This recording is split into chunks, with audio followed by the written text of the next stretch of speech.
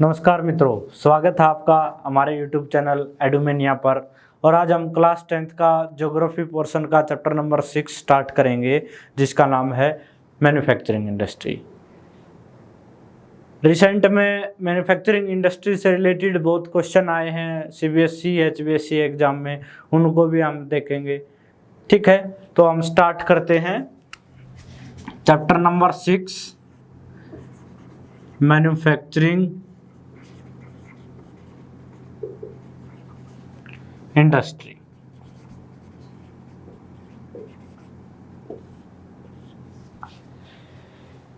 हिंदी में इसको क्या बोला जाएगा? हिंदी में इसको बोलते हैं हम विनिर्माण उद्योग। विनिर्माण उद्योग।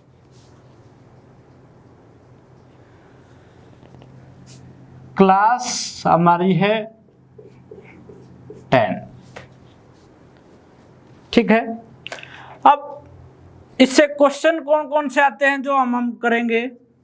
एक आता है क्लासिफिकेशन ऑफ इंडस्ट्री,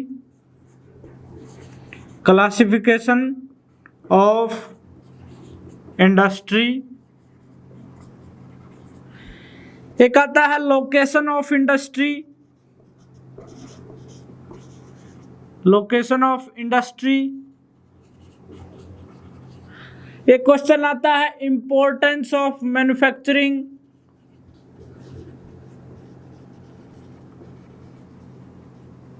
ये सब इंपॉर्टेंट क्वेश्चन इस टॉपिक में आते हैं, और भी क्वेश्चन हैं जिनको हम आगे कवर करेंगे। तो सबसे पहले हम स्टार्ट करेंगे, सबसे पहले हम जानेंगे अभी what is manufacturing. What is manufacturing? Okay,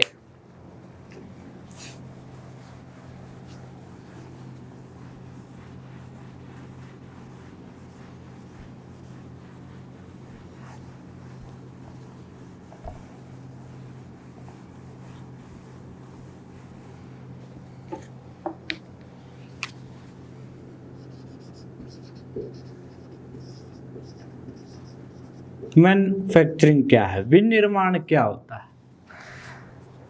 देखो, हमने इकोनॉमिक्स के चैप्टर पढ़ा था sectors in Indian economy. Sectors in Indian economy. जिन बच्चों ने वो चैप्टर अगर आप नहीं देखा है, नहीं समझा है, तो वो हमारे चैनल की प्लेलिस्ट पे जाकर उस चैप्टर को समझ सकता है। तो उसमें हमने बात की थी प्राइमरी सेक्टर की, सेकेंडरी सेक्टर की, सेकेंडरी सेक्टर, और थर्ड वन टर्सरी सेक्टर की हम उसमें बात की थी हमने। प्राइमरी सेक्टर किससे रिलेटेड है? जो directly depend on nature, directly depend on nature primary sector में आ जाता है। इसमें ज्यादातर हम किसको शामिल करते हैं? एग्रीकल्चर को। किसको शामिल करते हैं? एग्रीकल्चर। यानी कि यहां से हमें क्या मिलता है? प्राइमरी सेक्टर से हमें मिलता है यहां से रॉ मटेरियल। रॉ मटेरियल हमें यहां से मिल जाता है। उस रॉ मटेरियल को फिनिश गुड में कन्वर्ट करना, उस जो रॉ मटेरियल हमें प्राइमरी सेक्टर से मिलता है उसको फिनिश गुड्स में कन्वर्ट करना, वो किस सेक्टर के तहत आता है? Secondary sector. और इसी को हम क्या बोलते हैं? मैन्युफैक्चरिंग। जिसमें रॉ मटेरियल को फिनिश गुड्स में कन्वर्ट किया जाता है with the help of industries, और we can say manufacturing industries.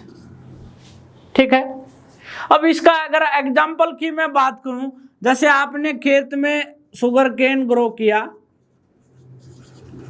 Sugar cane, गन्ना आपने उगाया, और शुगर केन से शुगर कहां पर बनेगी? वहां sugar mill.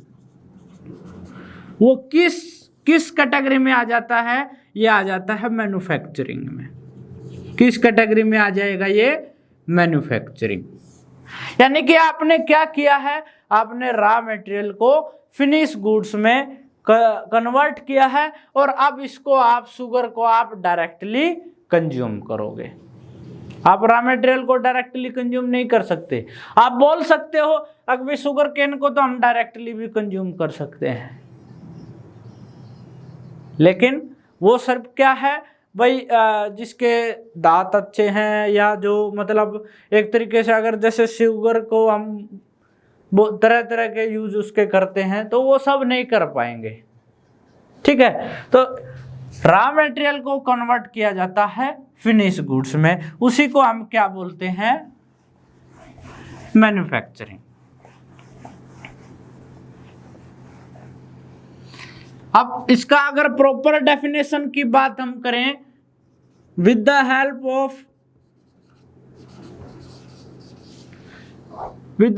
Of manufacturing we convert raw material into finished goods. We convert raw material into finished goods. अगर इसका एग्जाम्पल हम दें तो जैसे हम बोल सकते हैं कॉटन से कॉटन क्लॉथ और भी बहुत सारे एग्जाम्पल इसके। ठीक है, ये है मैन्युफैक्चरिंग। क्लियर है? नेक्स्ट देखते हैं अब इसमें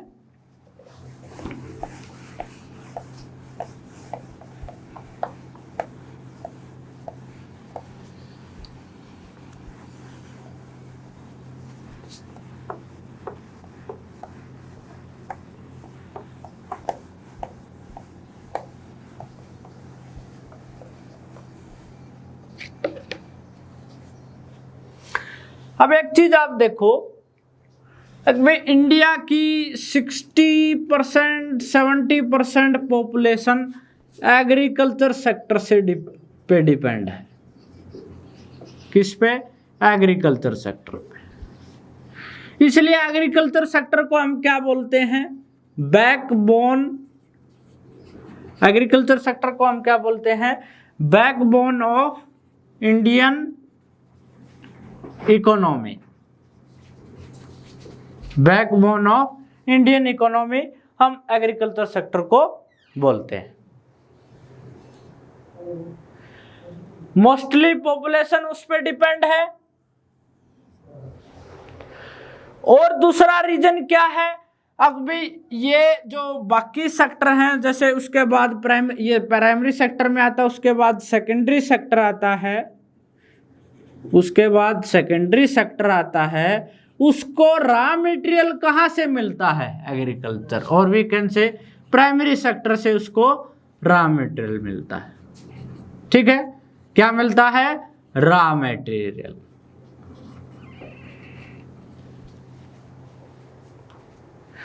अब इस रॉ मटेरियल को फिनिश गुड्स में कन्वर्ट कौन करेंगे? किसके हेल्प से करेंगे? हम मैन्युफैक्चरिंग के हेल्प से उसको रॉ मटेरियल में, फिनिश गुड्स में उसको कन्वर्ट करेंगे।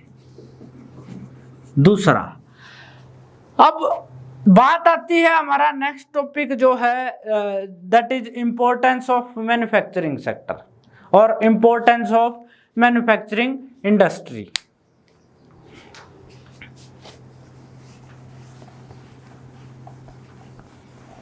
ये क्वेश्चन बहुत बार बोर्ड एग्जाम में पूछा गया है, तो इस पे फोकस करना।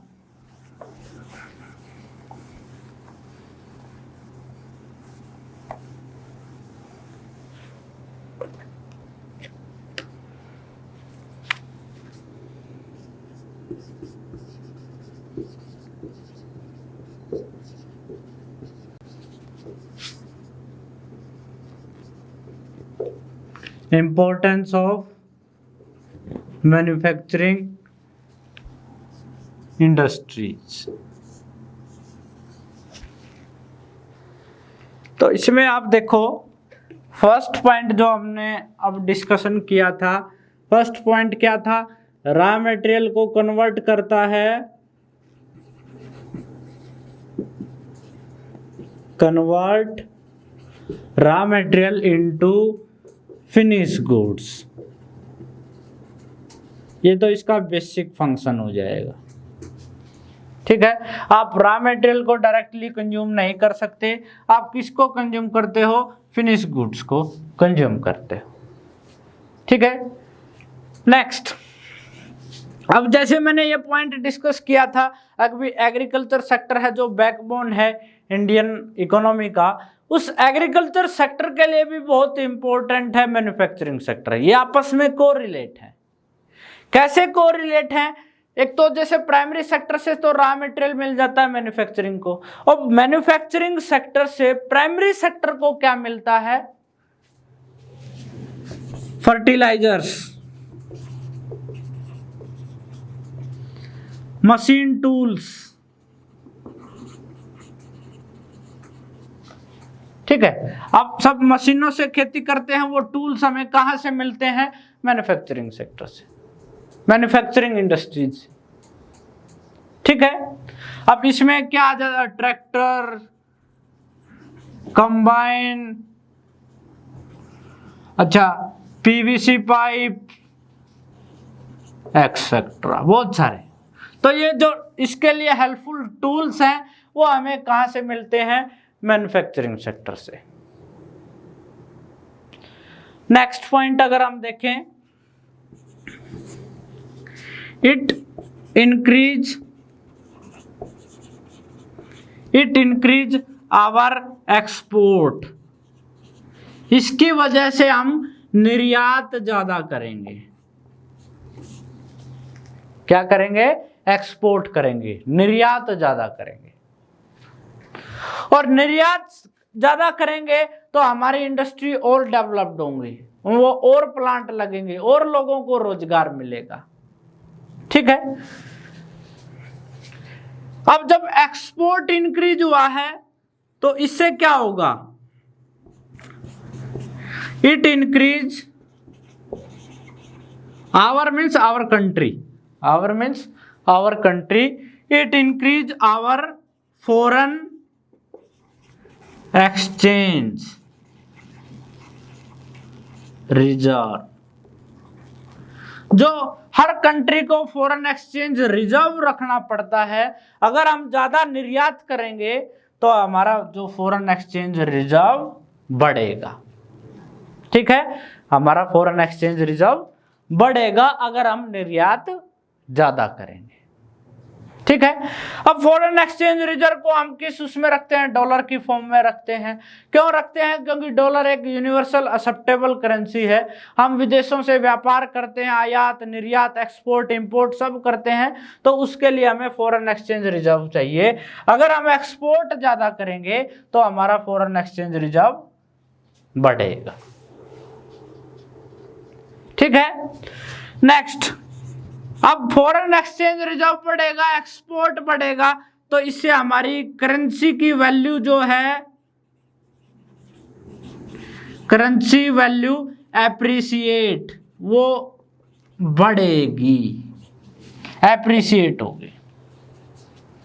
अब करेंसी की वैल्यू एप्रिसिएट होने का मतलब क्या होता है, वो मैं आपको यहां पर बता रहा हूं। तो देखो, जैसे मान ले पहले $1 इक्वल टू ₹75। अगर हमारा एक्सपोर्ट बढ़े, फॉरेन एक्सचेंज रिजर्व बढ़े, तो इट मीन्स हमारी करेंसी की वैल्यू अप्रिशिएट होगी। वो कैसे, तो अब $1 इक्वल टू ₹70। इसका मतलब पहले हमने $1 के बदले 75 रुपीज पे करने पड़ते थे, अब कितने पे करने पड़ेंगे, 70। तो इससे हमारी करेंसी की वैल्यू क्या होगी, एप्रिसिएट होगी। क्लियर है। नेक्स्ट अगर हम बात करें, नेक्स्ट पॉइंट की अगर हम बात करें, तो सबसे मेन पॉइंट ये आता है,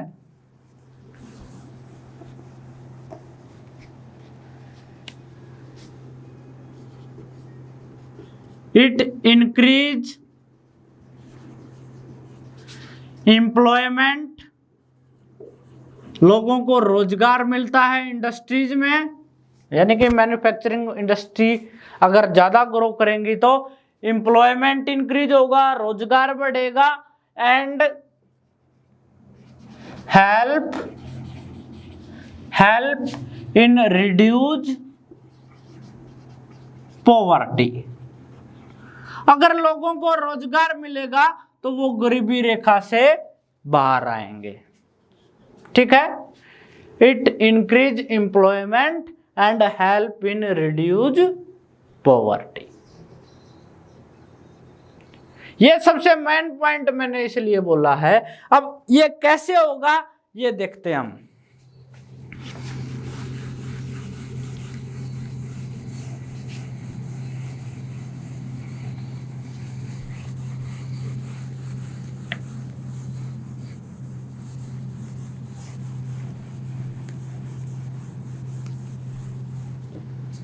देखो, अगर हम एक्सपोर्ट करते हैं प्रोडक्ट का, हमारे प्रोडक्ट की डिमांड बढ़ती है विदेशों में, तो हम एक्सपोर्ट करेंगे। इससे क्या होगा, प्रोडक्शन यूनिट्स यानी कि मैन्युफैक्चरिंग इंडस्ट्री प्रोडक्शन यूनिट बढ़ेंगे। अब जब आपने प्रोडक्शन यूनिट बढ़ाई है, ये साइन मैं इंक्रीज होने के लिए बोल रहा हूं। अगर आपने प्रोडक्शन यूनिट बढ़ाई है तो इससे क्या होगा, ज्यादा वर्कर्स चाहिए। तो इट मींस एम्प्लॉयमेंट क्या होगा, इंक्रीज होगा। और अनएम्प्लॉयमेंट क्या होगा, अनएम्प्लॉयमेंट डिक्रीज होगा। Employment increase and unemployment decrease. अब एम्प्लॉयमेंट इंक्रीज हुआ, इसका क्या मतलब हुआ, उनकी इनकम इंक्रीज हुई। ठीक है, उनकी इनकम इंक्रीज हुई। अगर इनकम इंक्रीज हुई इट मीन्स वो क्या करेंगे, डिमांड करेंगे। यानी कि जो वो रिक्वायरमेंट है, उनकी बेसिक रिक्वायरमेंट है, उसको वो फुलफिल करेंगे, डिमांड करेंगे। तो वो अगर उनके पास पैसा आएगा, वो डिमांड करेंगे, अपनी रिक्वायरमेंट को फुलफिल करेंगे। इट मीन्स वो पॉवर्टी से, गरीबी रेखा से बाहर आएंगे। अब इकोनॉमिक्स का एक नियम है, demand creates its own supply, supply भी बढ़ जाएगी। अब सप्लाई बढ़ेगी तो प्रोड्यूसर को लगेगा कि भाई इस बिजनेस में फायदा है, तो हम और प्रोडक्शन यूनिट बढ़ाएंगे। तो ये साइकिल चलता रहेगा। इस तरीके से लोगों को रोजगार मिलता रहेगा तो उनकी इनकम बढ़ेगी तो वो पॉवर्टी रेशो से, पॉवर्टी ट्रैप से वो बाहर आएंगे। क्लियर है, वो पॉवर्टी ट्रैप से बाहर आएंगे। लेकिन यहां पर प्रॉब्लम क्या है वो देखो आप, एक प्रॉब्लम भी है।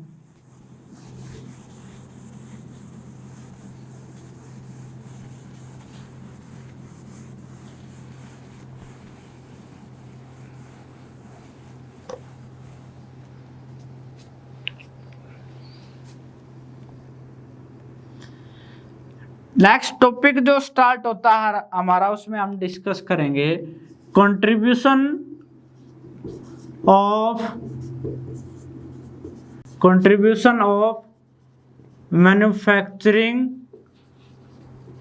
Industry in India GDP. ये हम देखते हैं। इसमें हम एक प्रॉब्लम के बारे में भी डिस्कस करेंगे। अब ये है क्या वो देखो भाई, इसका जो कंट्रीब्यूशन है मैन्युफैक्चरिंग इंडस्ट्री का वो है टोटल 17%, वो है टोटल 17%, जो काफी बिलो है। अब बहुत सारे east Asian country, specially east Asian country, China, ये क्या है, ये मैन्युफैक्चरिंग हब है। मैन्युफैक्चरिंग हब एक तरीके से यहाँ पर मैन्युफैक्चरिंग एक्टिविटी ज्यादा होती है, दैट्स व्हाई इनकी इकोनॉमी भी ग्रो कर रही है फास्ट रेट से।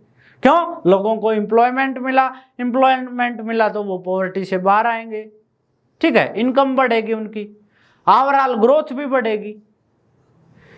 लेकिन हमारे इधर पोटेंशियल है, इंडिया के अंदर पोटेंशियल है, अभी हम 20% की रेशो से मैन्युफैक्चरिंग सेक्टर में ग्रो कर सकते हैं। हमारे इधर पोटेंशियल है हमारे इधर, यानी कि हमारी क्षमता है अभी हम 20% की दर से मैन्युफैक्चरिंग सेक्टर में ग्रो कर सकते हैं। 20%, 20%। लेकिन ग्रो कितना कर रहे हैं? 1 और 2%, जो कि एक प्रॉब्लम है। ओनली 1 और 2%। अगर एक चीज आप सोच के देखो, अगर 20% हम ग्रो करने लग जाएं तो कितने लोगों को रोजगार मिलेगा? इनकम बढ़ेगी, पॉवर्टी, गरीबी जो है वो कम होगी और हमारा देश ग्रो करेगा, डेवलप्ड करेगा। जो कि कहां पर हो रहा है? ईस्ट एशिया कंट्री, जिसमें सिंगापुर, मलेशिया, थाईलैंड, ये सब, ठीक है। चाइना भी एक मैन्युफैक्चरिंग हब बन चुका है। आप एक चीज देखो, अभी फेस्टिवल हमारा है, होली है, दिवाली है, लेकिन कलर और दिए वगैरह कहाँ से आते हैं? चाइना से। क्यों? क्योंकि वहां पर हर छोटी से छोटी चीज वो प्रोड्यूस करते हैं, उसको एक्सपोर्ट करते हैं, और एक्सपोर्ट करते हैं तो उनका फॉरेन एक्सचेंज रिजर्व बढ़ेगा, उनकी इनकम बढ़ेगी, ठीक है। हमारी क्षमता है 20% के करीब जो हमारे पास रिसोर्स अवेलेबल है। हमारे इधर स्किल्ड लेबर भी है, अनस्किल्ड लेबर भी है, ठीक है, सब कुछ होते हुए लेकिन हम ग्रो नहीं। उसमें गवर्नमेंट पॉलिसी भी हेल्पफुल है और भी बहुत सारे कारण हैं, जिसे अगर हमारी ये सब बढ़े, ये हम 10%, 15% की रेट से भी ग्रो करें तो ओवरऑल ग्रोथ और डेवलपमेंट हमारी बढ़ेगी। क्लियर है? तो अगर इससे डायरेक्टली कंट्रीब्यूशन पूछा जाए तो 17% है भाई टोटल जीडीपी का। अगर इसमें हम 10% और ऐड कर दें,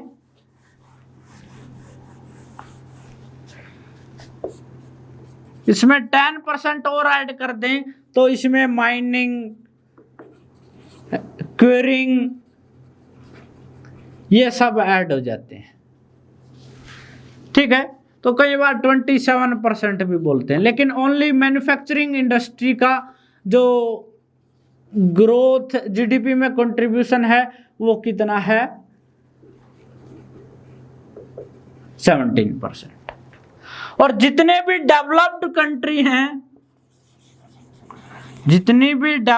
कंट्री हैं, चाहे वो किसी का भी आप नाम लो, वहां पर मैन्युफैक्चरिंग इंडस्ट्रीज का और सर्विस सेक्टर का जो जीडीपी में कंट्रीब्यूशन है वो ज्यादा है एज कंपेयर टू इंडिया। उनका जीडीपी में कंट्रीब्यूशन ज्यादा है, ठीक है। नेक्स्ट टॉपिक है हमारा इंडस्ट्रियल लोकेशन।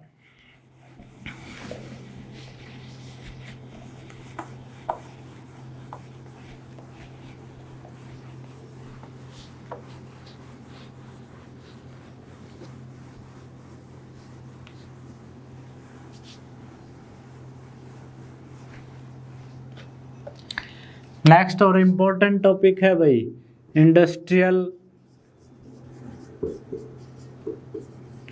लोकेशन। अभी आप जहां पर बिजनेस करते हो, इन्वेस्टमेंट करते हो और अपनी प्रोडक्शन यूनिट लगाते हो, तो उसमें आप क्या क्या चीजें देखोगे, क्या क्या चीजें इंपॉर्टेंट है, ये सब इस टॉपिक में आएगा। इंडस्ट्रियल लोकेशन सबसे मेन, अगर मैं पॉइंट की बात करूं तो रॉ मटेरियल। आप किसी भी चीज की इंडस्ट्री लगाओ, चाहे वो टेक्सटाइल इंडस्ट्री है, चाहे वो मिनरल बेस्ड इंडस्ट्री है, चाहे वो एग्रो बेस्ड इंडस्ट्री है, किसी भी तरीके की इंडस्ट्री है, मैन्युफैक्चरिंग इंडस्ट्री के उसमें आता है, तो उसमें सबसे पहले आप क्या देखोगे भी आसानी से रॉ मटेरियल मिल जाए, जिसको आप किस में कन्वर्ट करोगे? आप उसको फिनिश फिनिश गुड्स में। अब देखो ऐसा बिल्कुल जरूरी नहीं है कि भाई जहां पर इंडस्ट्री लगती है वहीं पे रॉ मटेरियल मिलता है। भाई हम जैसे मान ले यहाँ पर कोई इंडस्ट्री है, यहाँ पर ये है रॉ मटेरियल का सोर्स और यहाँ पर है इंडस्ट्री, तो यहाँ से हम ट्रांसपोर्ट भी कर सकते हैं। रॉ मटेरियल सोर्स से इंडस्ट्री की तरफ हम ट्रांसपोर्ट कर सकते हैं, रेलवे के द्वारा, रोडवेज के द्वारा, बहुत सारा ट्रांसपोर्टेशन ऐसे होता भी है। और लेकिन इसमें क्या होता है, हमारी कॉस्ट जो है वो इंक्रीज हो जाती है, कॉस्ट हमारी इंक्रीज हो जाती है। दैट्स वाई जो भी इंडस्ट्रियलिस्ट हैं वो क्या चाहते हैं, अब इंडस्ट्रियल लोकेशन कहाँ पर होनी चाहिए, जहां पर रॉ मटेरियल इजिली अवेलेबल हो जाए। ठीक है, क्लियर है फर्स्ट पॉइंट।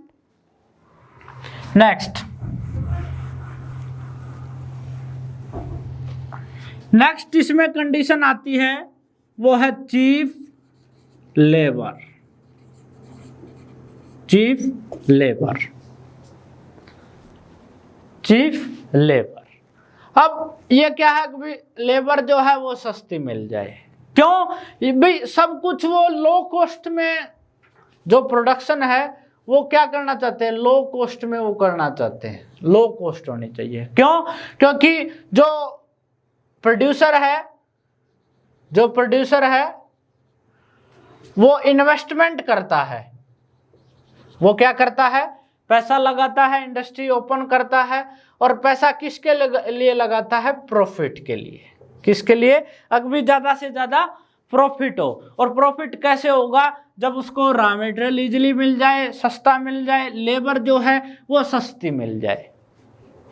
अब एक इसी टॉपिक में क्वेश्चन है, अगर भी जो जूट इंडस्ट्री है, जो जूट इंडस्ट्री है वो बेसिकली उगली रीजन, जो कोलकाता के नियर है, उगली रिवर है, उगली रिवर बेसिन पे जूट इंडस्ट्री ज्यादा है। उसके बहुत सारे रीजन क्या है, रॉ मटेरियल वहां पर मिल जाता है, लेबर वहां पर चीप अवेलेबल हो जाती है। दैट्स वाई वहां पर ज्यादा जूट इंडस्ट्री लोकेटेड है। क्लियर है? नेक्स्ट पॉइंट हम देखें,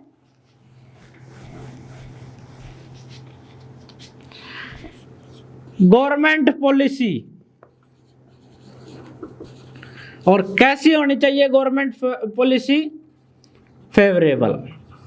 कैसी होनी चाहिए?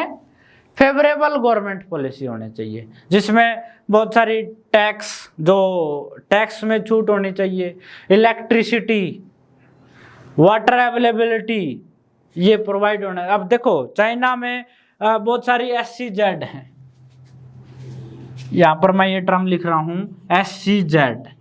SEZ का मतलब क्या होता है, स्पेशल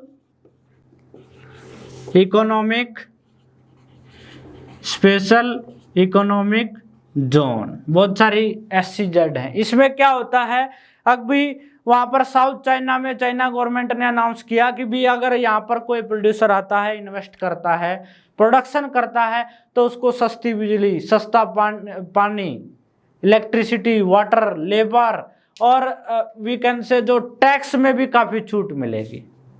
तो वहाँ पर लोगों ने इन्वेस्ट किया तो प्रोडक्शन बढ़ी, चाइना के लोगों को रोजगार मिला और वो ग्रो कर रहे हैं।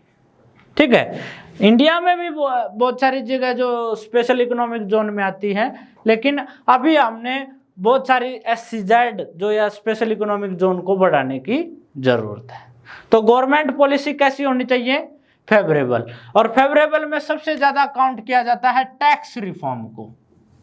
और जो परमिशन है, जो रिस्ट्रिक्शन है गवर्नमेंट के द्वारा, जिसमें बहुत सारी वो भाई लाइसेंस वगैरह, वो रिस्ट्रिक्शन जो है वो रिमूव होनी चाहिए, खत्म होनी चाहिए, तभी लोग आसानी से इन्वेस्ट करेंगे।